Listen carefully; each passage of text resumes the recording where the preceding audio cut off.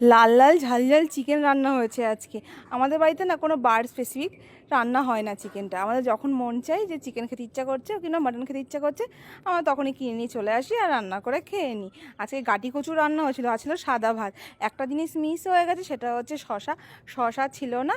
Just সবে মাত্র খেতে বসেছি, তখন আমাদের যে ভ্যান কাকুর কাছ থেকে নেওয়া হয়, সবজি নিয়ে আসে বাড়িতে, সেই কাকুটা এসে শশা দিয়ে গেল।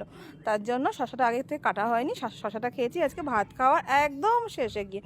প্রথমে আমি ঝোল নিয়ে নিয়েছি, লাল লাল ঝাল ঝাল ঝোল, আর একটা মোটা আলু। আলু তো খেতে খুব ভালো লাগে আমার, আর আলুটা দেখবে কত সুন্দর সুস্বাদু হয়েছে, আর কতটা নরম গলে তুলতুলে হয়ে গেছে। দেখো, ভেঙে দেখাচ্ছি তোমাদেরকে, কতটা তুলতুলু হয়ে গেছে। আর চিকেনটাও দেখবে জাস্ট ওয়াও রান্না করেছে মা।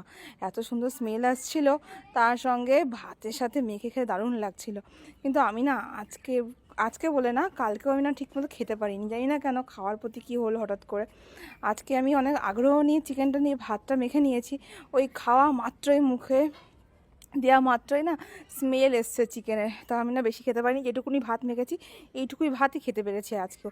আর কাল রাতে তো না খেয়ে ঘুমিয়ে পড়েছি, কারণ আমার কালকে শরীরটা খুব খারাপ ছিল। রাতে খেলে পরে খুব অস্বস্তি হচ্ছিলো বলে মনে হচ্ছিলো বলেই আমি কালকে রাত্রেবেলা ডিনারটা স্কিপ করে গেছি।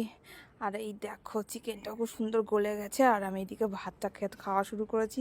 ভাত খাওয়ার শেষে ভাই আমাকে শশা কেটে দিল। এই শশাটা আমি এখন খুব এনজয় করে খেলাম। শশাটা একদম কচি, আর এটাই আমি খেলাম।